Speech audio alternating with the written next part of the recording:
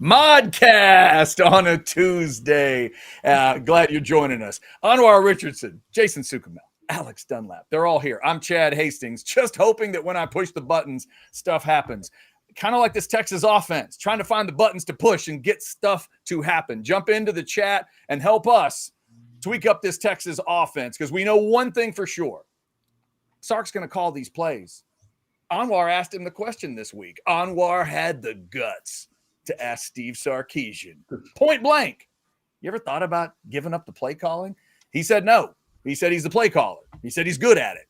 So we got to find a way to get this offense to look a little better. Anwar, let me start with you, since it is the week of your question of Sark. I know you and Ketch had the morning show today, and you talked about his statement basically about play calling. So to me, now the discussion just turns to, okay, he's going to be calling these plays. We already knew that, but you got him to say it. We knew what the answer would probably be. So it's kind of now, where do we go?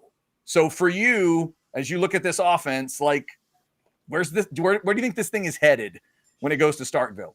Well, I think that the distinction when it comes to the play calling thing, that I think Sark took it one way, but I maybe missed the spirit of the question. It's more so not saying I or other people think you're bad at it. Maybe some other people do. It's more so like, hey, in today's era of college football, the head coach has to deal with a lot of different things in the sphere, and so what about alleviating that, especially since we've seen a trend of some coaches saying, you know what, it is a lot when you start thinking about NILs, when you start thinking about the 2 signing days, you start thinking about the transfer portal windows, you start thinking about doing a retention of your own guys, and so they don't go into the transfer portal. When you start thinking about the many hats that Sark wears, he's a play caller, he's an OC, he's a head coach, right? I mean, like, you go down a list of things, and so it was like, hey, maybe not. Maybe what do you think about just alleviating that? Because it was interesting, because in that whole press conference, he spent it talking about taking ownership and like, hey man, well, I did this as a play call. I did this as a play call. I could have done this thing better. And then it's like, well, you ever think about like letting it go? Hell no. It's what I'm good at. It's all I think about. You just gave us all the examples of the things you failed at as a play caller, and then you're like, no, this is what I do. So honestly, where it goes from here is it goes back to where the offense is. And, when you start talking about fixing it goes back to whatever Alex's wheelhouse which is it starts up front and figuring out ways, if there is one, to be successful with the offensive line that they have currently constructed, because we can tell it's not good. We know it's not that great. But figuring out ways on, okay, well, what can you run in order to almost mask what are the biggest deficiencies that you have on this team? Yeah. By the way, Chad threw this in on the chat. And yes, Ryan Day gave up play calling prior to last season, worked out pretty well for Ohio State. Chad, that's a discussion that I think gets held off for maybe later on. There's some great discussions to have about guys that have given up play calling. Some of them, at least in one case, may be considered the greatest coach ever in the history of college football, the defensive side of the ball. But, guys like Saban, and there's the discussion of Lane Kiffin. But to me, that's what we'll save for later. Maybe that's something Sark has to deal with. But right now, he's not making that call. He's not doing that. So to me, Jason, Alex, Anwar, when we talk about what happens next, I keep going back to the Oklahoma game. So this is my simplistic brain. The best rating Arch had in a Power 4 game is against OU, a game where they ran the ball a little bit. The quick passing game that we kind of had been talking about showed up. And Alex, I'll go to you. A Texas offensive line that had been ripped on a little kind of stood up that day and dealt with an OU front that I'll admit I was freaked out by. I thought that OU front was going to control that game, and I was dead wrong. Texas did a good job. Is that the template game we should be thinking about and Sark should be thinking about as he moves forward? Yeah, I mean, you play every game like that, you're probably gonna win all the games. I mean, we said it after that game. We said like they didn't play a game like that versus Kentucky, that's for sure. you know, they couldn't get the zone run going. It wasn't anything where they ever really got in the groove, and they got in a spot where they were made one dimensional just too often. And in those spots where you're made one dimensional, and you have Arch, who is dealing with a center here who's not the starting center, who is setting up the protections. And we heard Sark yesterday talking about how, all right, well, that's the protections getting set up, but you just think about all the free rushers. And I was texting you guys in our team's channel. I was like, dude, this offense it's not built to be able to move the football whenever there's constantly a free rusher in Arch's face. This doesn't work. And you heard Sark say, it's like, well, when they were bringing that extra man, there were some of those where Arch could have changed the protections if he would have, if he would have wanted to. And look, even if he didn't want to, that's fine. But you're gonna need to get the ball out really fast to your hot route, to wherever that guy's coming from. It's just like that. That's just, some guys will want to do that. They'll be like, all right, just give me the easy completion. Here's the problem with Arch, though, is that they've dialed up in each game. I'm still doing the offense right now, but it's already happened again twice, and I know it happens again multiple more times, where they dial up wide open guys and he's not pressured, and he floats the ball 5 yards away in either direction. And it's not like it's always behind them or always in front of them or always down at their feet or always too, like, at least that way it would be at least consistent. It's like consistently inconsistent the way that this guy misses. And so I think a lot of it, look, you could put some of it on the offensive line. You could put some of it on scheme. I know we're talking about Sark and the play calling and stuff, but I think that, some of it, I don't think anybody would fault anybody for saying, Arch also has to play a lot better. Yeah. Oh, there's no doubt. And Jason, that made me think as Alex is talking about the routes themselves, because as we look at those, and maybe Alex could tell us if he's going back and charting the way he does, but like, is it the same route that they're trying over and over again that Arch just can't hit? The whole thing is supposed to be find the routes that your quarterback's comfortable with, right? What is that route for Arch? What's the route I could give Arch Manning in the pocket? I know when he rolls and throws that out, he's really good at it, but I don't know if that's the comfort route. Is there something I can give him while he's in the pocket that I know he can hit? Well, they give him those. They give him those slants that whenever they come across, when they get to the far hashes, you got to play pitch and catch, dude. You got to pretend. Yeah. I mean, you can't say like, oh gosh, look at him, he's wide open. Wow, awesome. Like just throw the ball to him. Yeah, I love that route. Jason. But that doesn't mean Arch loves that route. That's what I worry about. It's like, what is there some better route for him? I don't know. Yeah, but Sark likes to say that it's the coach's job to put the players in the best spot to succeed, best opportunity to succeed. They should know what routes are his favorites, and that's what they need to be calling. I mean, but defenses they're not stupid. They've got film. They're going to take that stuff away too. This is such a interesting conversation. Like, personally, I don't have a problem with Sark as a play caller. Okay, I think some of the schemes, like last week, Chad, you and I were watching the game at TCH. We're like, they've had 3 running back carries in the first half, and there's 4 minutes left. This is against a run defense that was terrible all year. So maybe the game plan to me sometimes, like, hey, you're overthinking it. Just go out and do what you did against Oklahoma, run right at them, and this offensive line can't pass block, but maybe they can run block a little bit better. As Alex said, and this is my biggest takeaway, this whole play calling thing. Listen, the offensive line has to be better. Sark can't go out there and make these blocks, and Arch has to be way better. I mean, he missed probably a half dozen throws in that Kentucky game, close to it, that were clearly off the mark, wide open guys on a lot of plays. I mean, I remember it seems like every game, like, hey, Sark schemed them up where they were open. You've just got to make those passes. I mean, every quarterback's going to miss a little bit here or there, but you can't miss 5 or 6 wide open passes. I mean, the one to Endries. I mean, held the ball to Wingo where they got the pass interference. Well, the one that Wingo was behind him, which has happened a bunch, right, Alex? Yep. Even the pass interference was a terribly thrown ball. It was so bad that Wingo had to come back to it, force the contact. They got interference.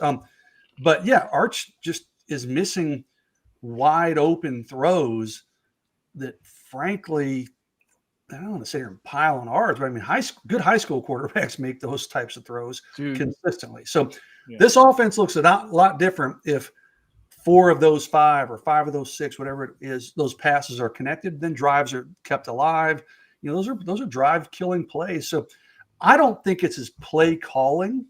I'm fine. Like, Chad, even the pass to DeAndre Moore, right? And he runs out of bounds short of the fourth quarter. When that play was called and they're in mid execution, you heard me say, I go, okay, I like this play. Like, right, be aggressive. And they get it to him, you know, but then he makes the mistake of going out of bounds. But here's the thing about that play, Jason, and like why, to me, when I think about the whole thing about Sark and him being a play caller and all the rest of it, right, is that and I think I talked with Cody about this last night on our show, but if great play call by Sark, right? But if he would have not been a play caller right there, do you know what he would have been doing? He would have been going around to his players and saying, "Hey, look, you got to stay in bounds here." He took that. He fell on the sword on that on Monday. He said, "I should have told Arch." I get it. He fell on the sword with it, but in the moment, he's too busy. I agree. Come on, man. How long more been playing football, dude? You got to also have some smarts to you, man. So. Yeah, but here's to Alex's point. Lane Kiffin would have been nodding along with what Alex just said, because Anwar this week sent us in our chat a lot of interesting articles about play calling and who gives them up and when. And I'm reading this article about when Lane Kiffin gave it up, and he talked about the time management stuff. Ole Miss fans got on him about a time management thing he missed while he was calling plays. He thinks it's worth like a couple games a year. And I thought the same thing, Alex. If you're not the play caller there, you know what you say with about a minute or so to go? Fellas, we got to stay in bounds. You just got to remind get the first down. Right. Yeah. And at that point on that second down play, getting the first down isn't even the most critical part. Staying in bounds is. And there's nothing more important than staying in bounds and forcing that last timeout. Not one thing. I'd be interested to hear y'all's thoughts on this, just as in the general scope of what it means to give up play calling. Whenever you guys hear that, does that sound like an admission of failure, or does that sound like something like, is there any kind of negative connotation to it, or is it something that you can look at completely positively and say, like, and if you're a head coach and you feel like, you know, you're being pushed in some ways to give up play calling, does that feel to you like in some ways that somebody's telling you that you're that you're bad? Or like, because I don't necessarily think it has to be like that, but I can understand how a coach could take it with that sort of connotation. It's like that's the way he's taking it, right? He's taking it as an admission of failure in order to have. He doesn't take it as this can enhance my day-to-day activities. You know, it's like, you know, we all, you know, everyone has homes, right? And you could do everything inside of your home, but you might decide, you know what, I need someone to cut this grass like every couple of weeks because I got some better use of my time, right? Or you might decide, like, you know what, I might have, you know, my food delivered, or I might do curbside, right? Just because you say to yourself, some people get house cleaners, right? Like, I can clean, I can do all this, but maybe if I can take one thing off my plate, even though I can do it, you don't look at it as, oh, I'm a failure as a homeowner. You just say, man, this will help me have better use of my time. Yeah. And then I always go back, guys. The first guy I remember the discussion coming up on was Bobby Bowden. People would get on Bobby. It used to be an insult to be a CEO coach. They would rip on Bowden and say he didn't know football. Mac Brown got criticized for the same thing. Wait a minute. Isn't Mac an offensive mind? Why isn't he calling the plays? Mac saw the value of CEO head coaching back then. Ryan Day's doing it now and making comments. Somebody sent us a super chat that I think is a great way to say it here. When it's Heath 999 saying, I just can't get over what Ryan Day said last year about letting go of play calling, how it freed him up to focus on the big picture of the team. Then they won the championship. And you can still, to be clear, if you're not calling the plays, you can still tell them, like, hey, you know, you're still involved. Like, hey, maybe we should give something Archery's out of the pocket, or hey, we're in 4 down territory here. So or say or tell them the exact play to run. Exactly, Alex. Tell them the play to run. Yeah, you can override them. Maybe you're not making every play. So-and-so's wide open. We were talking, and you can sit in on the meetings. It's like you can say, like, dude, we were talking about this on Thursday. They're giving us that exact same look. What are we doing? Like, you're still on the headset. You can still talk to Arch. Like, I don't. I mean, it's like the way I've thought about it yesterday. Whenever I was thinking about it after Onwar asked the question, I'm like, it's. You think, like, what's the name of the guy that's so mean to Chef Gordon Ramsay? Like, if it's his kitchen, you can still go around there, and if the chefs around there aren't doing your recipes exactly to your liking, you spike them on the hand with a wooden spoon. You know what I mean? And because they're there to work for, like, they're there working for you, like they're the offensive coordinator, right? These are his chefs. It's like it's his recipes. I just, and he says, I said yesterday, I don't really have an opinion on this because I really do. And I don't, and I'm not of the opinion that what Sark is saying is cockamamie, and him saying, like, look, that's why I got hired. I'm a play caller. Like I listened to that and I'm like, dude, you have a point. There's no one who can really even argue with you about it. Right. Like, that's just kind of true. On the other side of the coin, it's like, well, whenever you were that play caller that was dialing all that stuff up to Devontae Smith and Jalen Waddle and all the rest, Judy, did you have to do did you have to do media on Tuesdays and media again on Wednesdays with the SEC media call, and then on Thursdays again, and then do Longhorn Rewind, and then do head up all the recruiting, make sure you're coordinating all the recruiting things, have meetings with your general managers, or did you go into a hole and get in your bag and think all week about the plays and the scripts and all the rest of it? And maybe could that time that's being taken away from play calling now, maybe not to say he's not a good play caller, but maybe the play caller that he remembers him being, he might not be capable of being right now because he doesn't have the time to commit in the same way. And to your point, and by the way, Alex, because you're 100% correct, right? And sitting on defensive meetings and special teams meetings and all these things in there. But at the end of the day, no one puts an asterisk on Ohio State winning a national championship and say, well, Chip Kelly, he called the plays. Like we love to give Ryan Day some credit, but we just don't do that. Like, we don't do that. Like, we don't. I use it another extreme because wasn't his baby per se, right? But Ed Orgeron went at one point and said, you know what? Let's just get Joe Brady, and I want, you got one task. Just worry about play calling, right? And we saw one of the greatest offenses that we've seen in college football, right? And it was just that emphasis on that. And we don't even look back and say, yeah, I know Ed Orgeron at LSU, he won that national title, but you know what? It's an asterisk. Joe Brady called plays. I mean, like, we just like, no, you win, you win. Like that. That's all anyone cares about. And all people are saying is, hey, it's a lot. And Alice, I think your point is the best point, which is when you're only focusing on one singular thing, then that's what your focus is. But you're focusing on one thing, then putting that down and focusing on all these things all day long. And that doesn't account. I said, this morning, it doesn't account for someone knocking on your door and saying, hey, you know what? Such and such, his girlfriend just broke up with him and he's kind of upset there. He don't want to practice today, coach. Like, so now you got to do that, that management. Hey, there's a pregnancy scare over here, coach, right? There's so many other things where if he's just in this bunker, that's the thing that, I think he misses a little bit, within the context of the conversation. It's not like you're a failure. It's just more of expanding your role is because of what's being asked of you. Yeah. Another thing to consider, back to that 2020 Alabama championship team, Saban did not call defensive plays for that team. That's the other thing. That's the thing I would always go back. It was his scheme, and his fingerprints were all over it. And it would be just the same. It was right. But now they have used. It's the same thing is that did Saban could have told Kirby Smart, you know what, I'm going to call plays, right? I'm a defensive guy. I know defense. Like, I don't need anybody in here. But what do? He gets Kirby Smart in there. He's like, yeah, you're going to do it. Now, of course, he's going to have the ultimate override. And when he needs to do it, but even Saban, with what he accomplished, was like, yeah, you know what? At the end of the day, defense is my forte.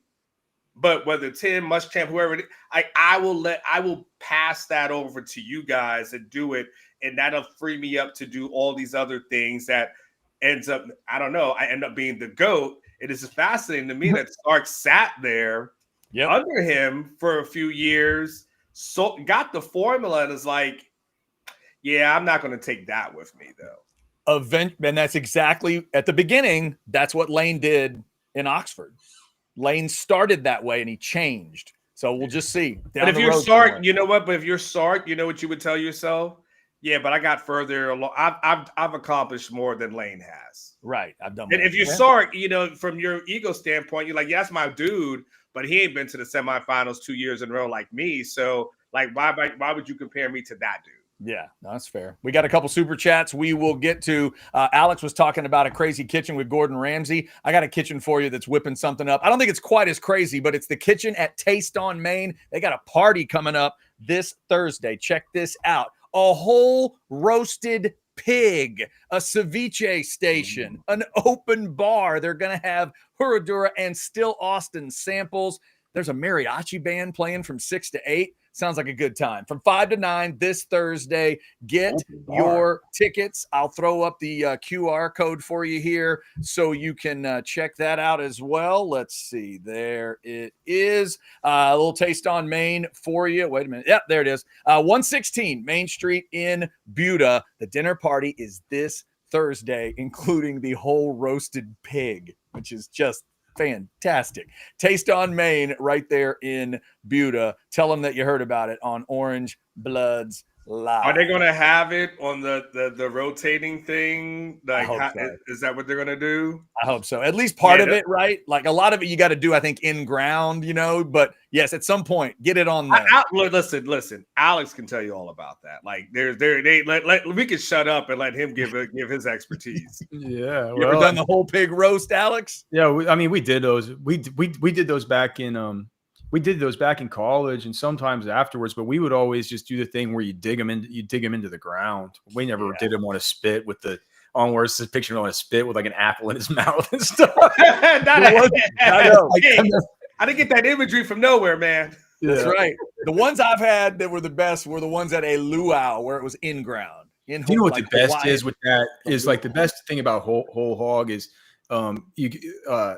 you know, the skin where you can pull it off and make like the cracklings out of it to where you kind of pull it off and it's kind of like a crispy skin that's on the outside. Mm-hmm. Well, you can go and you can grab like some of that stuff off of there and then take the meat, like just pull some meat off, like pull pork and just, you have these two like big cracklings things and you just make a sandwich with them.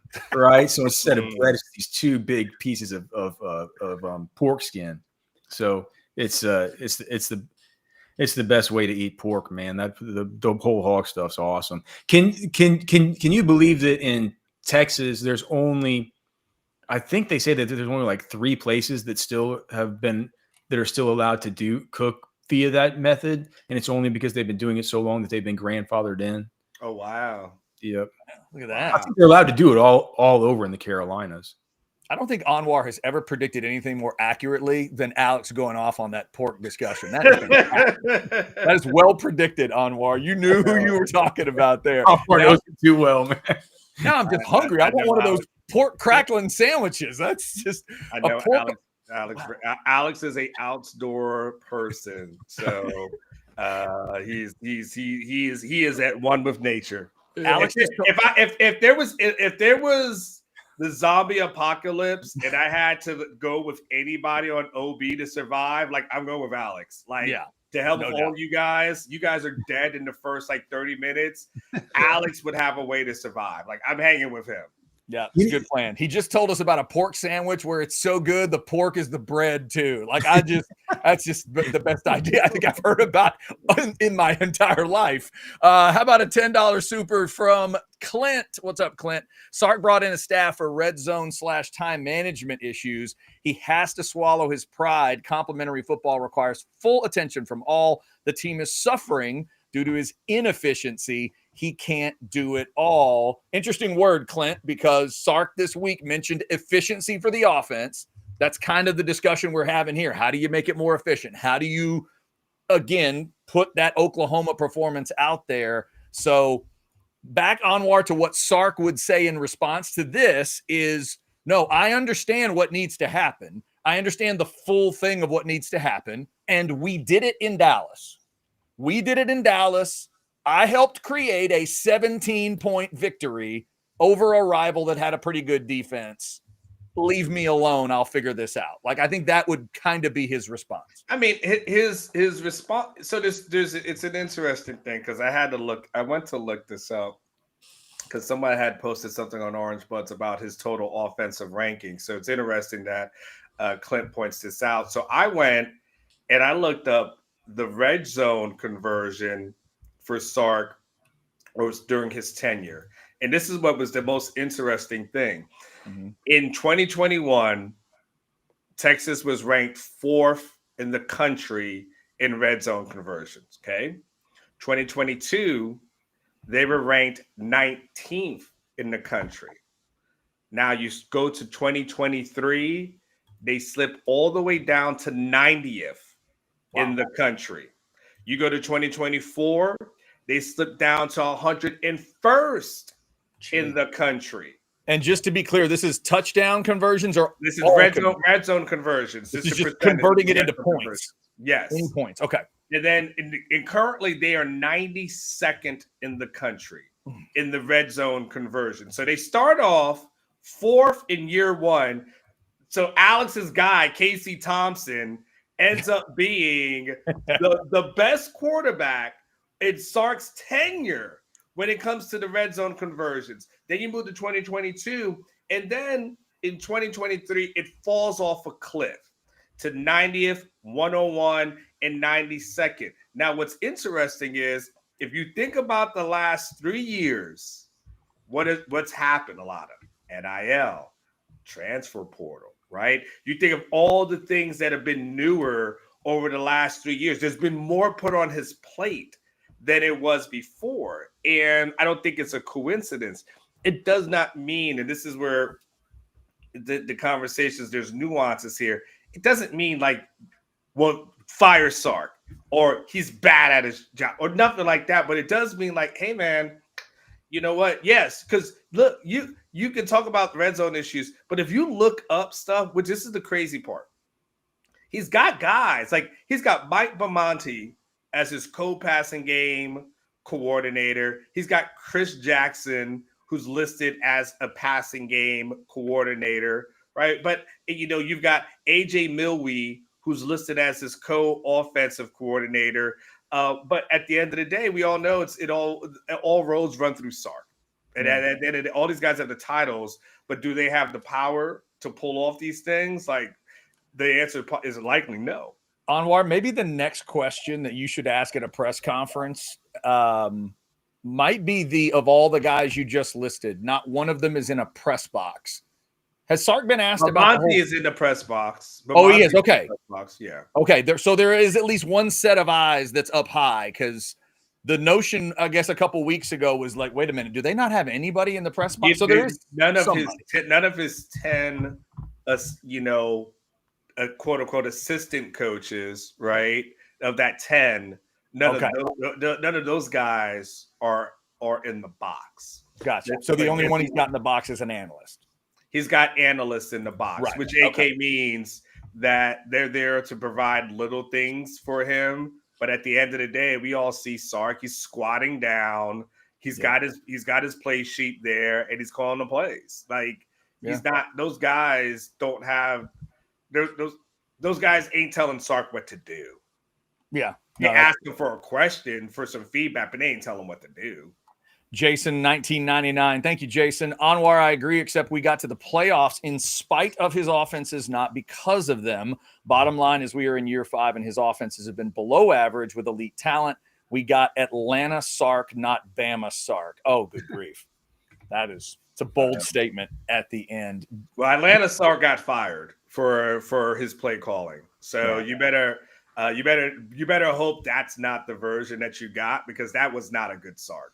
Is it fair to go all the way to they got to the playoffs or the semis 2 years in a row in spite of his offense? Is that fair? That's a little far, isn't it? Yeah, I mean, I wouldn't say that, but the numbers. I would say it's a little. Yeah, but the numbers back it up against good competition. They haven't, going back to the playoffs last year, and they haven't put. I mean, this year I wrote in my column today against Power 4 opponents, 4 teams. You take away the punt return for a touchdown. You take away the extra or the overtime field goal, and I'm taking away the 5-yard touchdown drive last week. You take those gimmies away. This offense in regulation against 4 Power 4 teams is averaging 12.5 points a game on offense. That's horrendous. That is absolutely horrendous. How much of that Sark? How much of it's the players? I mean, that's a chicken or an egg argument. Chad, you keep talking about Oklahoma. They scored 16 points in that game on offense. They had 302 yards of offense. I mean, is that the bar we're looking for? Yes, I would take it. Yeah, I guess so. I mean, again, that sounds nice. Because he claims that three games ago that he hit a crossroads and said, all right, we're a defensive special teams kind of team. That's what he said this week. So that's not going to work against Vanderbilt and Georgia and A&M. And it may not work against Arkansas. Jason. Arkansas. Anwar may not work this weekend, right? Yeah, so it worked against Kentucky barely because you got lucky, let's be honest, on a couple things against Kentucky. But it's not going to work moving. Where do you got to fly in? I'm sorry. I was going to go to I was just going to ask, you're going to the game, right, Anwar? Where do you got to fly in to go to this thing? Dude, I'm flying into Birmingham. There's no easy way to get there. So you either got to go into Jackson, which I couldn't get a flight into, and then drive 2 hours in, or Birmingham. So I'm flying into Birmingham, but I was going to stay in Tuscaloosa. And that's why I had, and then like a week or so ago, I was able to I saw an opening for a hotel in Columbus, Mississippi. So I was able to switch that. So at least I'm now 30 minutes away from Starkville. Huh. Is it hard to get a hotel in Starkville? Yeah. Okay. And they're like all these other small, they're like Lubbock when it's game day. Like all of a sudden, like the hotel that you drive to that's got the AC unit by the window, right? Those things are like $500 a night at that point. So they're making their killing. They're making a year's worth of everything, like on all the home games. So even then, if you can get something, it's going to be like or Green Bay if you've been there out. It's the same thing. They jack up the rates. Dumb question. This is boring to most people. Sorry, but have you looked like Airbnb? Like, when I'm going to Pittsburgh this weekend, hotels were like $1,500 a night, dude. I found an Airbnb. It's cost me like $100 a night. Nah, it's catches money. I get it. I don't know. Like, if you some Airbnbs, honestly, Jason, now this is totally off topic because you asked it. I think Airbnbs are overrated. I think their time in the sun is done. And I think people don't want the confines of Airbnbs and having some crazy random person like telling you what to do, and you got to do all these things. I got to take the trash out and all this shit before I check out. Like, man, dude, all you have to do is bag the trash and run the dishwasher. But you get a living room, you get a bedroom. That's why they've shown that people have started going back to hotels because they don't want the communist system that Airbnbs are. That's what they are. There's got to be a joke about an Airbnb in Mississippi, but I'm not gonna go after that. Last time someone made a Mississippi joke, they got suspended. So we're not gonna do that. I'm not doing that. Definitely not doing that. I will do this. An Oscar $9.99 super chat. I never liked Ketch's comment. That's why they hired Sark. Yes, initially true, but he has shown so many other attributes that make up a great coach. We're past the point of that being why he's here. Yeah, Oscar, as of this week, that was the first thing that popped in his brain.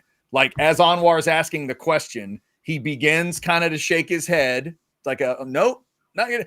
And Anwar, correct me if I'm wrong. First words out of his mouth. That's why I was hired, right? Yeah, I mean, but I don't think that's the reason why they hired him, right? It's one of them. He was hired because they wanted Alabama at Texas. and he was a Nick Saban disciple, and so, or Nick Saban protege, and what they wanted him to do was bring what they had there at Alabama here, bring up that infrastructure, the recruiting, all those kind of things. So I wouldn't say like no one said like, oh, the reason why he's hired is because of that. It was more so because you studied under Nick. That was more so the reason that was, as opposed to, well, we hired you because we really, really need a tremendous play caller. That's not the singular reason why he was hired. Yeah, I think that's fair. Thank you for that super chat. We got some others that we will get to. We've also got Alex Dunlap with a busy day. Alex, why don't we let you go? I know you got other things to get to. Thank you, brother, for jumping in today. See you guys later. See you, Alex. Alex Dunlap. Don't forget the deep dig on orangebloods.com. Everybody looks for it every week. And I believe defense is out and the offense is coming in terms of orangebloods.com and the deep dig. Speaking of Texas football, Texas and Mississippi State coming up.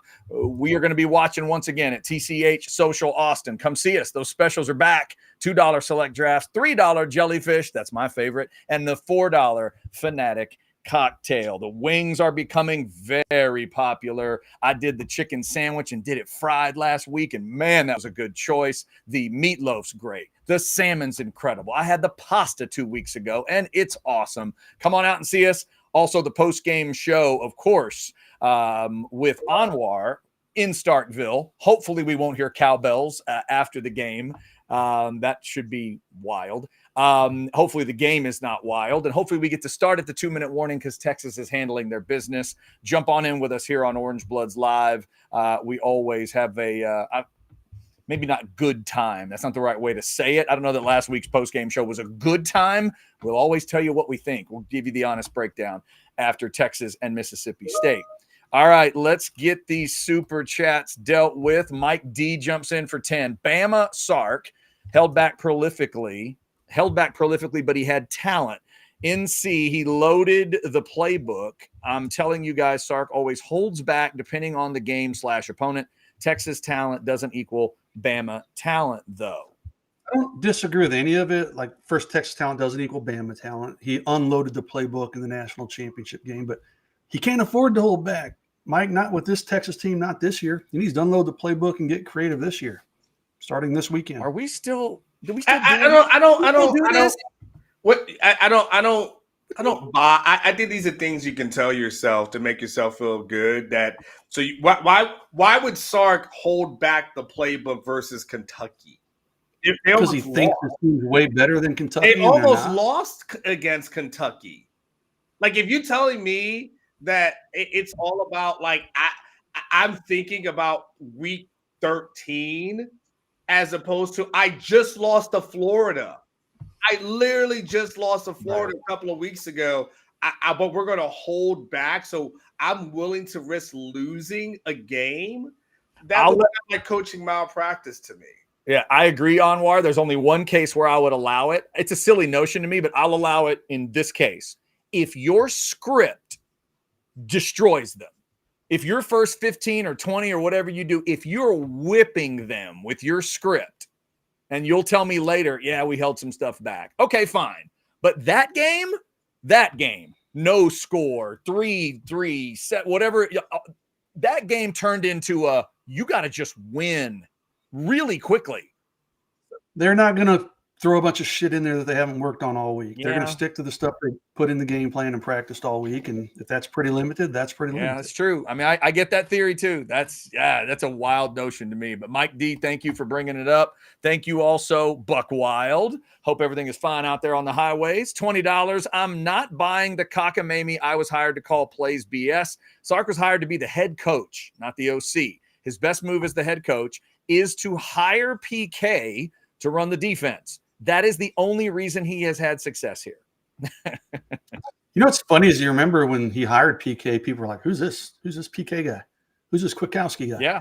And like everybody's like, oh, it doesn't matter if Sark's offense will be so good. Doesn't matter who he hires. And normally what we've seen, guys, is that's your first get out of jail free card. The coordinator on the other side. If he's bad. Or you Yeah, making a change at coordinator, but yeah, Right, I'm saying that's your kind of get out of jail free. If it goes bad, you have the chance to change that guy. But Sark hadn't had to worry about that part because his choice is really good on the other side. So what we've watched is it's his side of the ball. And unfortunately for Texas, we're in that spot where, and we've all seen this very clearly. Well, what's his get out of jail card there? Hiring a play caller, right? So maybe that's why he don't want to do it. Maybe that's right. That's my get out of jail well, card. I mean, if this offense doesn't show some improvements over the next 5 games, this is an 8-4 team, and you're going to have to make some sort of change because now your get out of jail free season. It's that season would be gone hypothetically, especially after if you go to back-to-back semifinals and then after that you finish and you don't make the SEC championship game, and we're talking about a bowl game and some meaningless bowl game in December, it's a massive disappointment. It's a massive failure. And it doesn't matter. And here's the deal. You don't have to, in today's world of college football, you don't have to rebuild unless you really want to.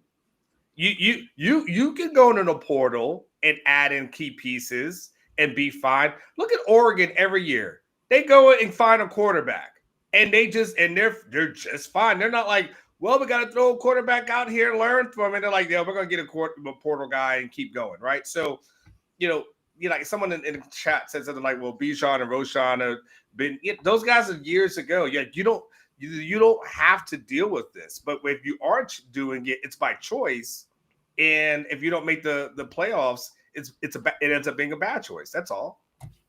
Got some more super chats to roll through here. Let's go to Blake 499. Guys, let's put the negativity aside for a second. What can this team do to string together 5 wins? Don't be snarky, Jason. Wow, Jason. Exclamation. Yeah, I predicted that last week, but what can they do, Blake? Simply put, they've got to be better and play better and execute better and block better and throw better. I mean, they're not beating Vanderbilt or Georgia or A&M, or Anwar said maybe not Arkansas, with the way this offense is playing. They've got to execute better, do the simple things on offense better, run the ball more consistently, throw the ball more accurately, block better, and all that ties in together. But they've got to do that. Otherwise, stringing together 5 wins isn't going to happen unless they do those simple things much better. Yeah. To me, you got to find a way to get to 24 in every game. You got to get there. 24 isn't winning 5 games in a row. I don't know if it's winning 5. I'm saying you got to at least get to that spot though. Get to 24 and see what you got. Because sometimes in the A&M, Arkansas, Georgia, Vandy, one of those teams, if not more, is going to score more than 24. They are. Yeah, I agree with you. But you don't beat any of those teams if you can't get there. And so far, if you can't get past shown us they can get to that spot. Like, can you get there and hope your defense? Because again, the defense can help them out with other stuff, right? If you get good special teams play, that could add to it. You get another punt return, or you get a defensive touchdown, or whatever. But that would be, my mark anyway. But right now, Blake, it looks tough. But this is what we're talking about today. This is what Sark and the offense have got to figure out. The 40. Just the whole campus sends us $2. Dia is way more polished than Arch, in my humble opinion. All right. Man, that's hard to say. This is a Manning who's been coached up by his uncles and gone to Manning passing academies. I mean, Dia's really good. He's got good coaches around him too. But I don't know if I'd say more polished. Dia's very polished, and I've seen him up close and in person. He's really, really good. But that's what we said about Arch. We said Arch was a guarantee on the box, and that hadn't happened yet. So yeah, our man Jay threw in $2, says it's called opportunity cost. Jay, this is certainly an opportunity for Sark to figure out what the heck is going on with his offense when he's calling those plays. $5 from Justin. I think Arch in practice looks great because his O-line looks great, but in games he can't trust them, so everything is off, and he starts missing open passes. Well, I think the thing is, Justin, I don't know if the O-line looks great.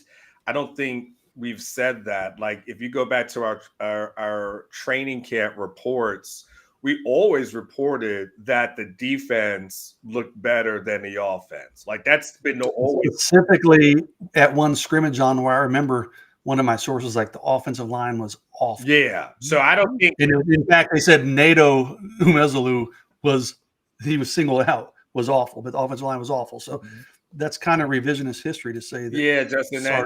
No one ever said the O-line looks great. So I don't think that's it at all. I just think in real time, the defense can't hit the quarterback in practice. So you can get away with some things in real games where the defense is teeing off on your quarterback. Well, then that has an effect. Yeah. Justin, thank you for that super chat. We've got other super chats that we will get to. We appreciate you guys throwing in. Also, we appreciate some of our great sponsors like AV Consultations. Let me tell you a little bit about AV. Great place to get set up with, well, frankly, the setup that you've always wanted. The screen, the speakers, the multi-screen setup that you want. We're all watching streaming stuff now, right? Make sure that looks good. Do you watch NFL Sunday Ticket with the 3-box or 4-box setup like I do? You got Red Zone on one, you got another game on another. Make sure each of those screens is nice and big because we're all getting older and our eyes go bad and you need a big old screen. And make sure somebody in your family or your neighborhood has not outscreened you. Get the biggest screen possible. Get the biggest, coolest screen you've always wanted. 255-8678 or go to avconsultations.com. Tell them you heard about it on Orange Bloods Live. They've been doing it since 1988. They will make sure that you get all set up. All right, it is the Modcast on this Tuesday. Thank you guys for jumping in with some super chats. Clearly, you want to talk about this offense and what is going on. Justin threw a couple bucks at us. We need to go back to 2022 with 6 linemen on the field. Do they have 6? I don't know if it's probably. I don't know if that's the idea. The 40. Like when they would put Ogbo in there? Yeah, is it Ogbo? I guess. $5 from the 40. Sark better do something. That's what made Greg Davis so good. He'd match the O to fit his quarterback strengths. Oh, using Greg Davis and Vince Young against Sark. It's kind of cruel. You're not wrong, but it's kind of cruel to do. And I mean, that's exactly what he's got to do. When I look at this situation, guys, it's Sark and Arch. They need each other. And neither of them needs to be, 2 years from now, somebody say, well, thank God he got away from that guy. Like, that's just not what you want. They got to figure this thing out between the two of them. All right. A 20 spot came in from our guy, Wes. What's up, Wes? Watch the film study with Brooks Austin. Hard to believe that in week 7, things are this sloppy, from protection to decision-making by the quarterback to pre-snap penalties, etc. What did they do during fall camp? Yeah, I got to watch that, Wes. I haven't seen it, but what they didn't do in fall camp? They didn't play against teams. So, I mean, it just kind of is what it is what it is. Like, they didn't play, again, when you're just playing against each other, you're not going to have the most accurate view. That's kind of what, the unfortunate part about practice notes and practice reports is that you're basically talking about one team versus another. So you can read a practice report and think like, oh God, this guy's great. And it's like, well, I mean, he's great against these particular people he's lining up against. How does that translate in the season? Like, that part you don't know. But I'll tell you what they didn't do during the spring, which he should reconsider, is they didn't have a spring game. And yeah. I think turning your nose up at a spring game and an opportunity to put the team in the stadium with fans in there and simulate some things, is probably something they need to reconsider going forward. Wild group of stats, guys. All 3 major offensive categories, they're in the 70s. They're 88th in third down offense and third down, conversion, and 120th in penalties, speaking to some of the things Wes brought up here, and just the sloppiness that you do not want to see, obviously, this time of year. ATX Bait. Oh, I put up this one by Wes. Oh, my bad. Follow up. So Anwar, the film breakdown is over an hour. it's so brutal. Yeah, I have it. I actually have it saved to watch today. So, yeah. So that's I've got it pulled up. I'm going to try to watch it this afternoon. Yeah, that's great. That is great stuff, but it sounds like that one takes a while. $10 from ATX. I'll pour a little drink. It'll make it go faster. There you go. Hindsight 2020, but I'd guess 85 to 90% of the offensive production left via 24 25 drafts. Would any team, here we go, be able to replace that in 1 year and then exceed the previous 2 years' accomplishment? I don't think that's what we're asking for. But that's what people were expecting coming into the year, that this offense was going to be better. In hindsight, no, it was unrealistic. It was foolish.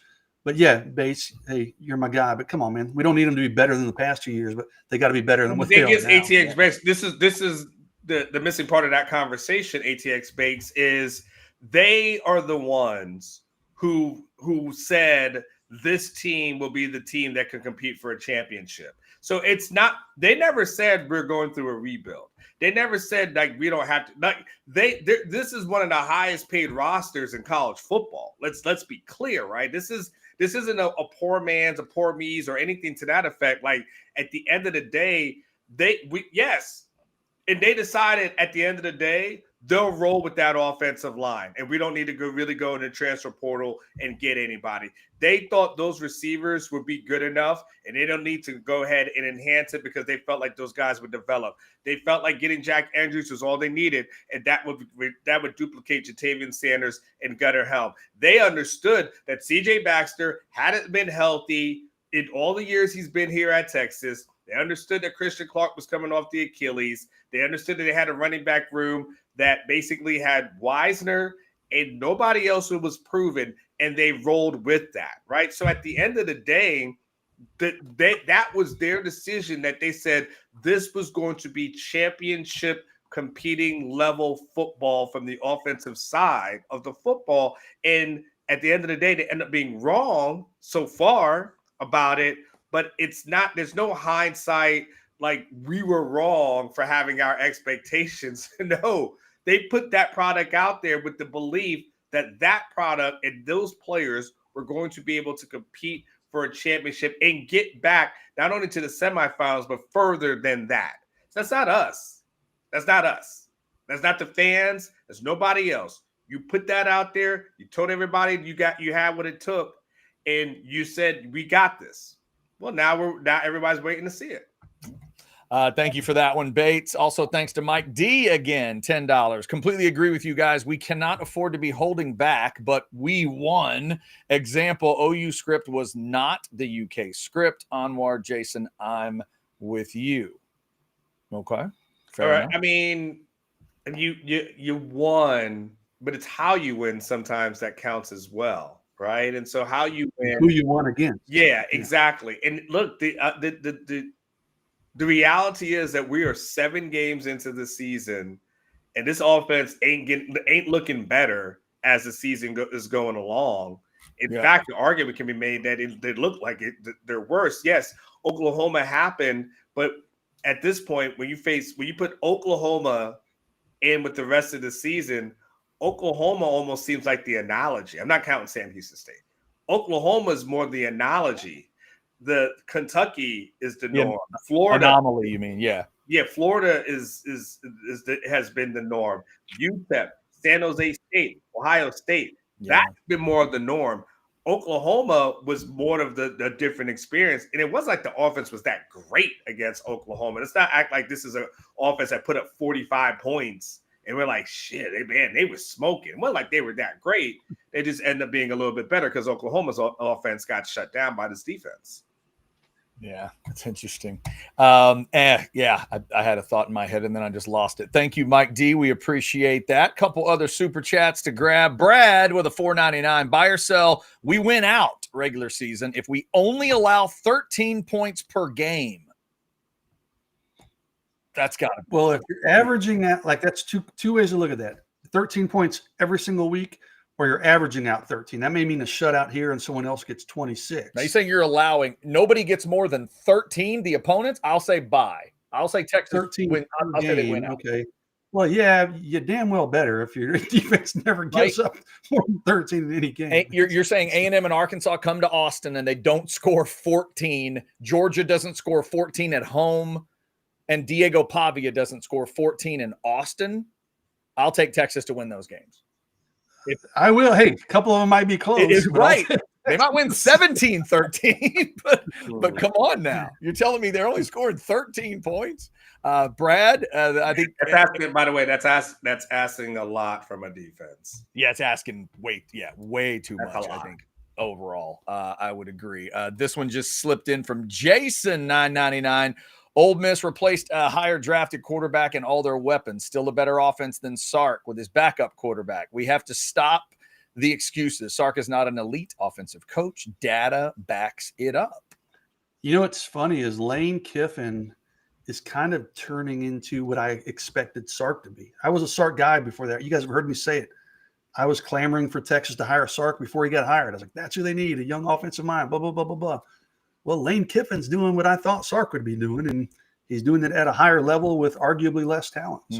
And his quarterback situation is interesting because the guy he's got now came to him through the portal, but also because of an injury situation. He's going to go with Austin Simmons. He switches things over to a different style quarterback, and they're still rolling on offense. They're not perfect, but they fought Georgia right to the end. That's a team that can absolutely score. They got an offensive coach that's giving them offense. That's what Texas fans, I think, want more than anything else, because they're not getting it right now. Blake will wrap us up on these super chats with a $4.99. Guys, let's put. Oh wait, we already did. Yeah, we did that one. Thank you, Blake, for that, and you got to see it twice. Appreciate that. That cleans off the super chats. Thank you guys for jumping in the Specs chat. Let's hear from Specs. They got all kinds of good stuff this holiday season.